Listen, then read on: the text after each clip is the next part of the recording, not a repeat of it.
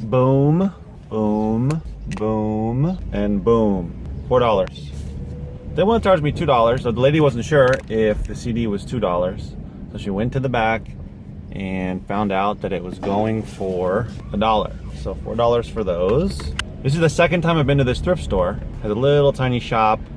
It doesn't have a ton of stuff. Mostly it's clothes. About 90% of it is clothes. But they have a little section in the back, bookshelf with some books. Bookshelf is very lightly stocked.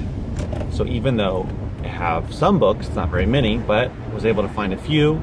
And none of them are home runs or anything like that, but they are definitely worth reselling. This is the kind of place that has a lot of volunteers, if not all volunteers. They have their little name tags. So these kind of places, you can find some good stuff, because when it's sort of the charity cancer society or church run or something like that, frequently two things happen. A lot of people donate to these places because they like the cause. Another thing that happens is frequently the prices are relatively low. Now, the books were all $1, which is not super low. It's fine. It's a good price. The good thing is they don't differentiate between paperback and hardback.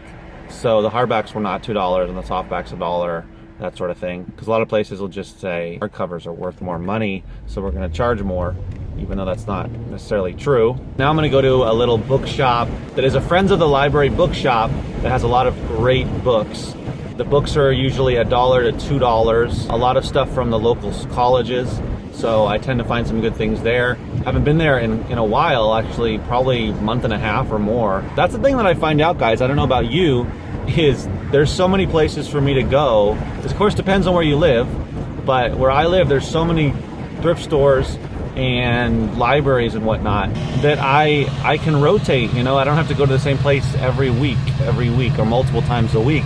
I could, if I was doing this more often, I would hit them up more often, but because I'm only sourcing about 3 days a week, 2 days for thrift stores and 1 day for yard sales and book sales, I don't really go to these places that often. So for me, it's a good thing because there's always new stuff when I go back to them, almost always. At some of the places, it's like they have entirely new books and they sold out of everything. So I know I've seen some people say, well, you know, you need to go to your local thrift stores all the time so that someone else doesn't get the books before you do. But I just don't see very much competition at the thrift stores and mostly the thrift stores I'm talking about. When it comes to book sales, that's different. There's people just come out of everywhere, it seems. But when it comes to the thrift stores, I just do not see anyone. No one. And now maybe I'm just lucky, dumb luck. I just happen to be in an area where the sourcers just don't go to the thrift stores. I don't know. Or that there's just maybe so many of them that I just don't see. Honestly, on a week-to-week basis, I see zero resellers at the thrift stores. Now, I don't go to Goodwills. If I go to a Goodwill, I went to a Goodwill. This wasn't the time I just went, but before.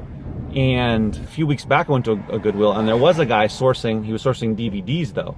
Looked to be only sourcing DVDs and skipping the thousands of books and the CDs. But that's when I go to a big thrift store like a Goodwill or a chain. I mostly go to standalone thrift stores, and I just don't see anybody reselling. Okay, got some good stuff. 5 books, but a couple in here going for over $25. So here's the thing. I could not go to the Friends of the Library store because they weren't open yet. So I went to a Goodwill, which I do not like doing that often.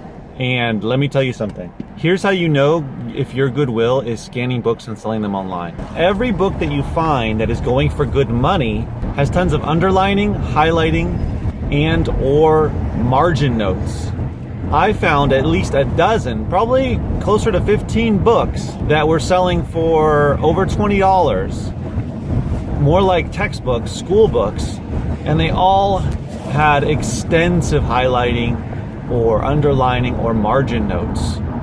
So you know Goodwill is finding those, scanning them, saying, oh, those are going for good money, but we're gonna pass because of how badly the pages are written all over and highlighted and underlined, etc. You know that. There's just too many profitable books that I found that were in that condition.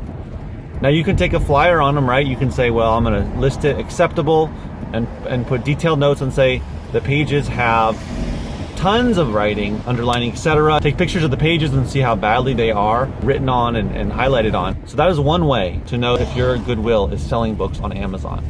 They are for sure doing that. And the other thing is, I would find books that were profitable for like $1, 50 cents to $1, but they were not written on and they were not marked up on the pages, but Goodwill was selling them for $2.99. Those little bastards. Goodwill knows what they're doing, guys. I still found 5 books, and one of them I'm taking a risk. It has a lot of highlighting, but it's going for a lot of money. I'm gonna try it out, acceptable, see how it goes. Should I be upset at Goodwill for doing what they do? No. They get tremendous amounts of books, CDs, etc., all kinds of free stuff. They're trying to make the most that they can off of the items that they receive. And they have a great system. They sell online from all over the country. So I'm not surprised that when I go to Goodwill, I find the books that I find that are in bad shape or selling for a lot of money and are not worth flipping. It seems to be almost an indirect message to resellers that it's not really worth visiting certain Goodwills, at least, because there's not going to be very good things there. The Goodwill I went to today reopened recently a few months back, and when I went there after it opened, it had some pretty good stuff, and I thought, oh, maybe they're going to start putting some good books out there. But now going back again a few months later, it turns out that that's not the case. I don't know if that was just a fluke or if they intentionally did that. I highly doubt that it was intentional, though. I just generally stay away from Goodwills unless I have run out of other places to go or just have been to other places too often. So sometimes it happens that way. Fortunately, today I had to go there because I couldn't go to any other thrift store after the library was closed because I didn't have the time. So I was glad to find the 5 books, though. It wasn't so bad, and actually some of them are worth good money. So out of those 5 would be a nice little profit off of a quick visit. They had a ton of CDs, but I just didn't have the time to really dig into them. Usually with the CDs, especially at Goodwill, I have to go through most of them, and they had probably like 500 CDs. In order to find some good ones, I'd probably have to go through most of them, so just didn't have the time for that. I sourced 8 books on one CD, so very small. Just wasn't able to go out for that long. My little boy here is sick. Later in the week, I'll source some more and hopefully get to some yard sales and estate sales as well, and went on Friday and Saturday. Well, you can try Goodwill. Maybe you'll have better luck than me. But let me know if you find that. If you find the books that are for great money on Amazon, but the pages are marked up pretty bad. Do you see that? And then do you see prices that are high for books that actually you could flip, but they're just $2, $3. $3 especially is just a bit too high for a book that I'm gonna list for like $10 or $11. It's not gonna work. As always, remember, keep booking.